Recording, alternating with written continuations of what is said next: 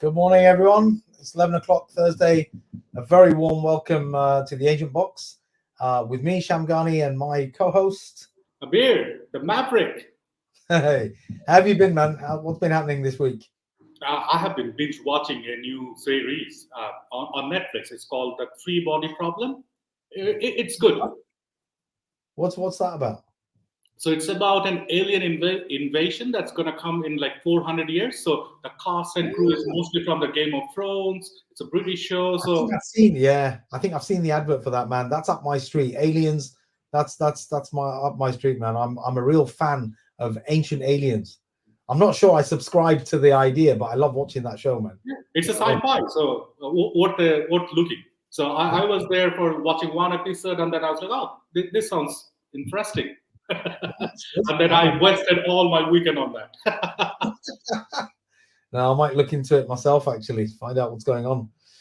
Well, listen, guys, I'm supposed to be on leave this week, but it's been a busy week already, both at home and sort of doing a few bits and bobs for work. Do you know what I mean? How are your builders doing? Are they aware that we are live They're now? making a little bit more progress. Floor should be finished today downstairs, I think. You know what I mean? There's I've been putting some pressure on the builders to speed things up. So let's see what happens. I still think it's another 6 weeks away at least before it actually gets finished. Maybe Then 6 we days. need a good housewarming party. No, absolutely, man. Absolutely. We'll have to get together. No, that's definitely coming, man. Once the house is done, hopefully the weather will get better as well, just as we're finishing the house. So I'll get you guys to come up.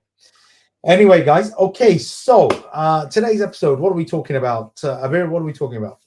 So we are talking about university selection. I feel that a lot of us just focus on the tuition fees only. So what are the criteria that we should look into? And universities talk a lot about different other factors, student services, satisfaction, all that, and whether that has any impact on us and whether we're even listening.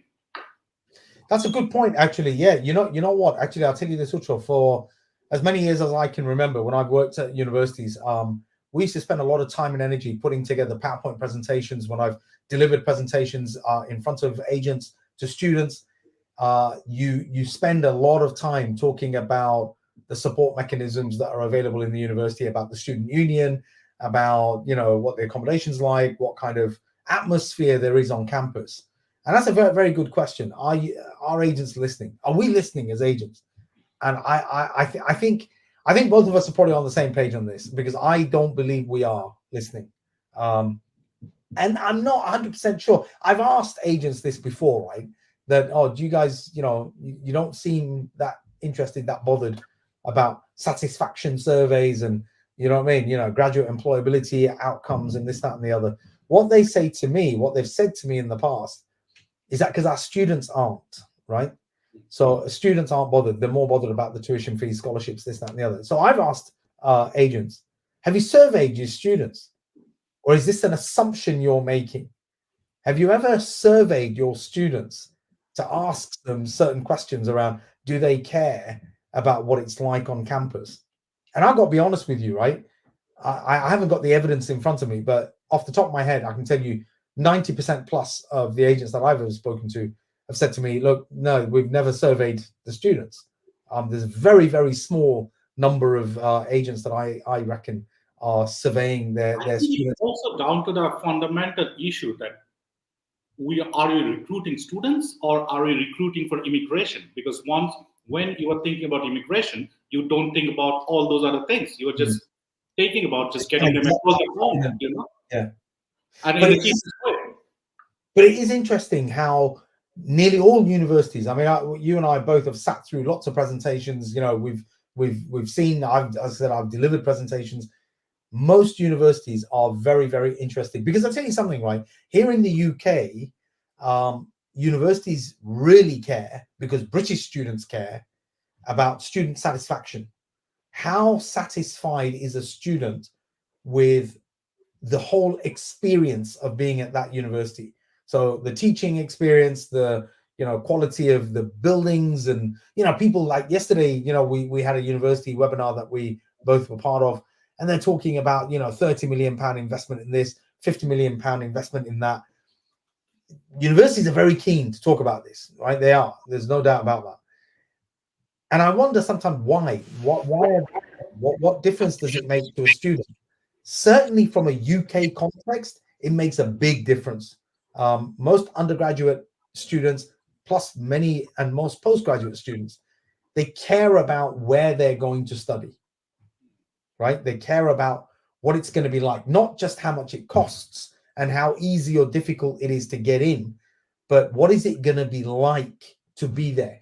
It's a bit like this. Look, let me give you an example, right? Let's say you're choosing a holiday and you've decided I want a beach holiday, right? You can have a beach holiday in any part of the world, quite frankly. You know, you could go for a beach holiday to Nigeria, you could go for a beach holiday to Bangladesh, or you could go for a beach holiday to the Caribbean, you know what I mean, or to the Seychelles. Now, if you're thinking about going on a beach holiday, it's not just about the conditions. There has to be water, there has to be sand, and there has to be a hotel. Yeah. That's essentially all you're looking for, really, isn't it?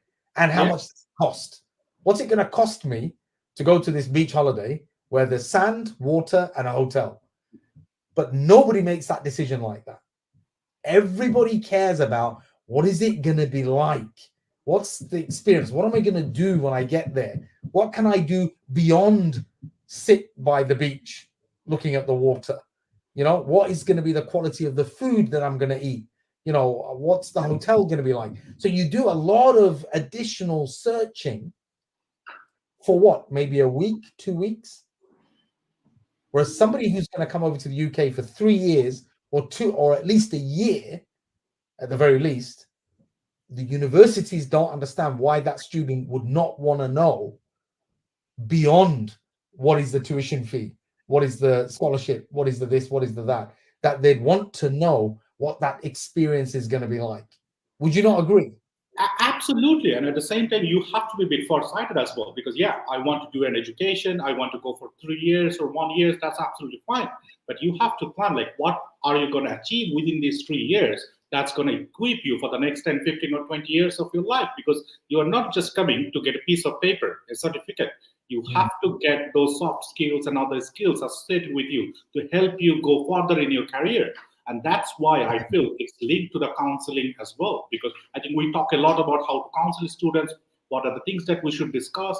And I think it is down to that as well, because yes, this particular university might be cheap to go, but do they have that support and services? For example, I will talk about my personal experience. When I came to the university at barely 18, a guy, I didn't know what to look for. And to be honest, I didn't just travel to a different country. I traveled to a different continent altogether. So how I can get accustomed to the, and I had no friends or family here. So who is going to support me if I had any issues? And right now there is a big talk about mental health and homesickness and all those things. Am I going to go to a place where I'm going to be supported with all those? What are my options if I want to go for part-time jobs, or if I want to build my network? Who are going to support me with this? Yeah. I cannot just go to a university, do lectures, and go back home and not do anything about it, because these 3 years, 1 year or 2 years is very formative year for a student. No, do you know what? This is interesting listening to you speak, because you're talking from a student's perspective. And what's going through my mind is, I wonder whether we as agents actually think like the student, or whether we just assume, meaning we think like a parent. You understand? Now, I understand what I'm saying here, right? So are we thinking like the student, or are we thinking like a parent? And if we think like a parent, most parents in the Eastern world, and I include, you know, the continent of Africa when I'm talking about that, not just, you know, east of the UK, but that Eastern mentality is, look, these things don't matter. What you need is get that piece of paper. Get that piece of paper, because that's going to benefit you. But everything else that you're talking about is almost irrelevant. And I wonder whether we as agents think like that on behalf of the student, and therefore we ignore these bits beyond the tuition fee and the entry criteria and you know, the technical bits of choosing a university. Listen, before we carry on, hang on, before we carry on, there's a couple of things I need to say. One is that you know, we are sponsored, by the way, for those of you who are joining us for the first time. You know, the Agent Box is doable because of SAM CRM, where you know, they're our sponsors. And Sam CRM, there's a little message running down at the bottom. There's an email address. These guys have built a CRM system for agents. So you can head over to their website, which is samcrm.co.uk, or you can get in touch with them at sales@samcrm.co.uk and find out what they're all about. That said, go on, over to you, Ucho. Yes, I was just saying, because from my experience, the agents who think from a student's point of view are thriving in the market. So it's down to us agents. Do we want to follow that trend, or do we want to be brick and mortar style where we don't think about the student itself? Because the student, yes, the parents in the Eastern hemisphere or in the African market, the parents are the decision maker. But we also need to give that food for thought for the parents as well. That yes, you are going to make a significant investment. I look at it as an investment. Yeah. From everyone's part, you are going to make a significant investment. So you have to think about return on investment. Whether that just piece of paper is going to secure your kid's life or career. Because right now we see the competition in the market. It's just not in the UK. Anywhere in the world, you see the employing someone is just not about their qualification. In some cases, in my experience, I have seen the companies, they don't even care about what were your grades. They want to know what are your skills, what do you bring to the table, because you cannot wear your certificate around your neck and say, "Oh, I graduated with this grade and I'm going to get a job." No, yes, that might be true like 30, 40 years back, but right now in this competitive landscape, you have to have those skills and support, and then you have to have that right network. So right now, the whole scenario has changed in a way. So you have to, as a student or even as a parent or as an agent, you have to think it through, which is the right university. And then we have to think about what are the criteria that we're looking into, because a lot of universities will talk about a lot of different things, and which of these things are suitable for that particular client, because every client or every student is going to be different. They have different check boxes to be ticked. So which are the check boxes that we're going to talk about? No, that's absolutely right. And you know what, Abir, what I want to say as well, that actually you're right, you're 100% right, that look, a student, what they're thinking, we don't know. We need to put those options in front of them. We need to present the university in a particular way. But let me tell you this, right? If and by the way, just because a university is cheap or the tuition fees are low doesn't mean that, in fact, in my experience, if the tuition fees tend to be low, the university has more support systems in place. Usually it's the more expensive universities that tend not to bother with the support networks. And I've had students say to me before, in fact, I know a particular student who got a place in a Russell Group University. She had very good grades, got into Russell Group University. Within 4 weeks of being at that Russell Group University, she quit and then came and joined Huddersfield. And we asked her, why did you do that, right? Who does that? You've got a place at a Russell Group, you spent 4 to 6 weeks there, and then you moved to Huddersfield. The reason she said that, what she told us, is because the experience at that Russell Group University was atrocious. She felt like a nobody, whereas she'd come to Huddersfield and she absolutely felt like she was important. In fact, the way she put it to me was she was a large fish in a small pond, because she had been very popular in high school. She was somebody who was always active in, what was going on. She felt completely lost at the Russell Group. So, it is important. I'll give you a similar example where I recruited 2 very close friends. So one of them had great grades and one of them had an average grade. So one of them went to Russell Group University and one of them went to a post-92 university, right? With no offense to any of the Russell Group universities, because I know some of those Russell Group universities have excellent support services and all that. No, absolutely, they do. Yeah, they do. At the same time, they are you have to proactively look for it. No one is going to serve it on a plate for you. So fast forward about 3 years' time, the one who went to a post-92 university got a first-class qualification, right? Because he had that support, and even though he had lackings in his academics, so they worked on it, and he graduated with a first class. But the one who had better grades and went to a Russell Group University, he actually passed with a third class. So then, I've heard this story so many times in my career. I'm telling you that this is, and you know what? This is the whole point. It's a really nice segue into what I hold as a very strong opinion, which is that, look, if you don't care about the softer things that the university is talking about, those support, if you're not asking your university, look, do you have this kind of support in place? What do you do to help with careers? What do you do to help with pastoral problems that a student might have?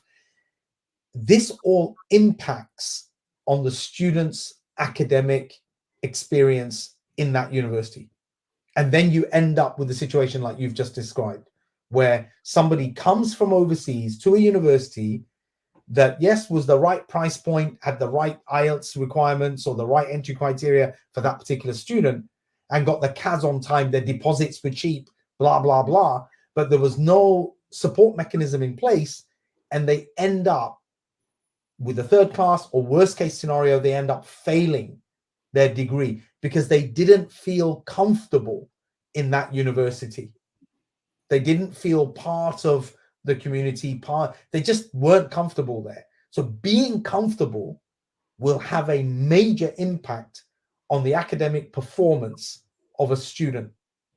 And if that student is genuine, they're keen to study, they are claiming that they want to better themselves, they want the top job, they want this, that, and the other, then understanding what that university has to offer beyond the obvious criteria, I think is very, very important. And I think we as agents should sit up and listen to what our partner universities are saying.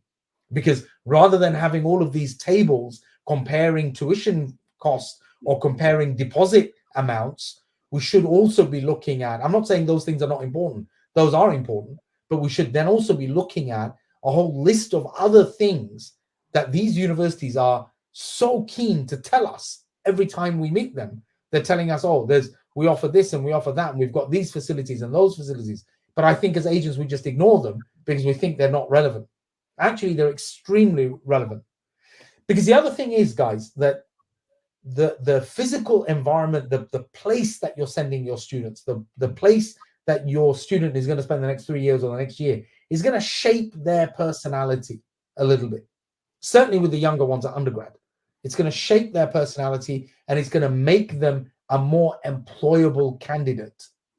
And I want to give one example, right? I personally know of someone who did a bachelor's, then went on to do a master's, but unfortunately, their personality was such that they only managed to secure a job for literally 1 week.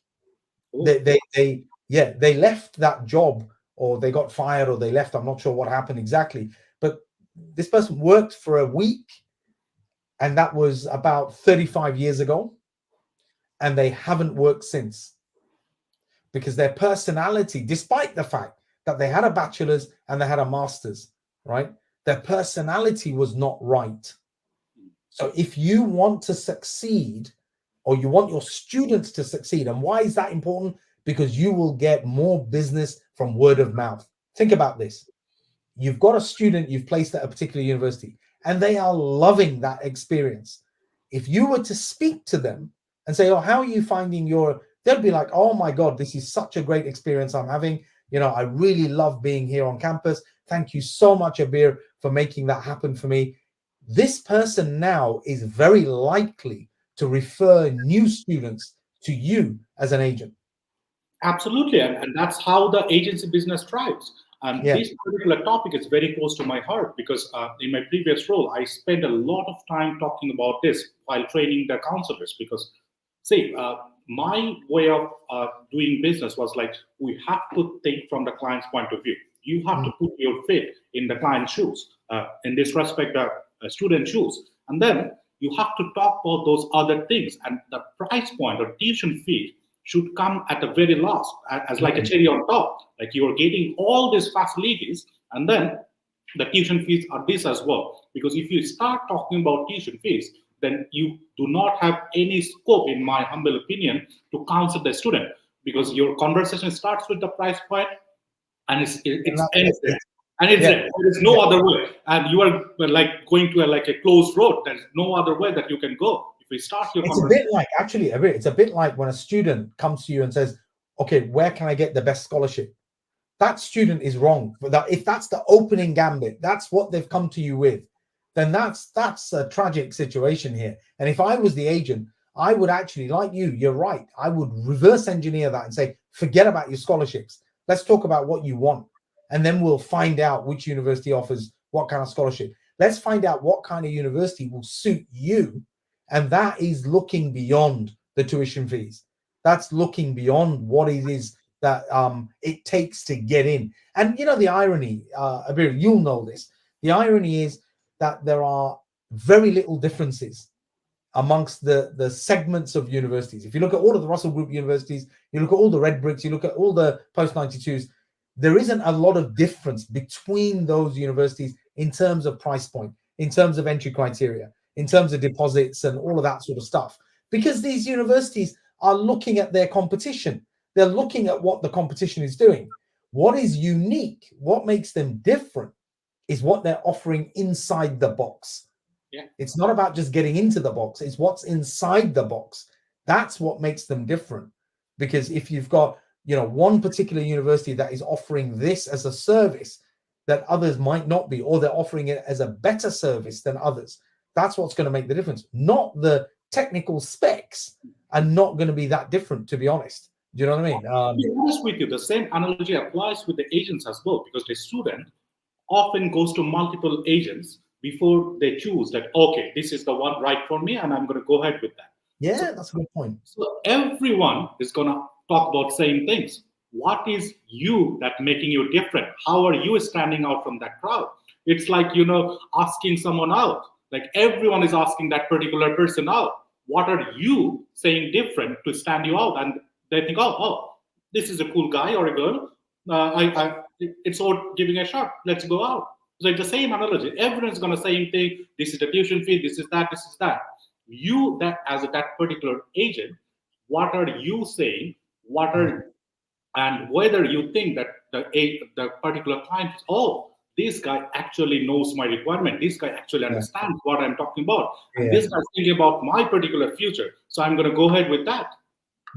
I think you're absolutely right. Listen, Abir, look, it's 22 or coming up to 23 minutes in already. Do you know what I mean? And we're gonna keep it very short today because we don't want to go beyond our sort of 20 to 25 minutes is really what we should be aiming for. So look, this is an interesting topic, as a lot of the things that we talk about here on the Agent Box are very relevant. Love to hear about from the audience to find out whether or not they think that there's room to actually look at this more deeply and maybe pay more attention to what the universities are telling us, and actually grill the universities more on those issues, rather than just talking to them about, can I get some more scholarship and can I get some more, leniency on English language, for example. Look, from my limited experience as an agent, when you grill the university, when you question the university actually like you more, because again, they think, this one is thinking it through. Yeah, he's interested in what's going on. Absolutely. Yeah, so we should be challenging our universities more on these kind of issues. Do you know what I mean? So when they talk about career service, no, hold on a second. Tell me more. Give me some detail. Look, I've got this student in mind. What kind of help would they get with the career service? I'm telling you, the university would love to talk to you about that, to be honest, because that's something that they can really, kind of showcase how different they are from another university. Look, guys, okay, we're going to have to end the discussion here. But before we go, there's a couple of things I want to talk about. Firstly, our website, I believe, is now live. Okay, so the Agent Box, I've been talking about this for several weeks, but I've never really actually checked. But here it is, proof that it is live. Okay, it's not complete, but it is available. And what's important is you can see our latest episodes on there. We haven't completed it. The guys in the background, obviously, this is all done on a voluntary basis. So actually, the guys are working on it. You can get in touch with us through the website, but we are going to put some more details and some more meat to that. And there's going to be some blogs in there that you guys can have a look at. So it is live. If you've got any suggestions, email us. We've got the agentbox@gmail.com as our email address. and there's a phone number which is 0777-150-5187. Get in touch, WhatsApp us, text us, call us, or send us an email and give us some suggestions if you really want. But it is now live, and we're going to start building on it, making it better in terms of how it looks and feels and the content available. But that's it. Okay, with that said, I think we have to say goodbye. Abir, it's always a pleasure talking to you. I'll be back at work next week, so we'll next week. I think it's going to be our Eid special. Yes. That's a good point. Maybe we'll talk about the cross-cultural nature of destinations here in the UK. That could be a good topic, whether that's important for students or not. But in any case, thank you very much for everybody for tuning in. If you have tuned in live, but if you haven't, then and you're watching this on a recording, we appreciate you taking the time to do that. That said, from me, Sham, and from my colleague Abir, thank you very much indeed for another episode of the Agent Box, and a nod to our sponsor, Sam CRM, for making it happen. That's it, guys. We'll see you next week.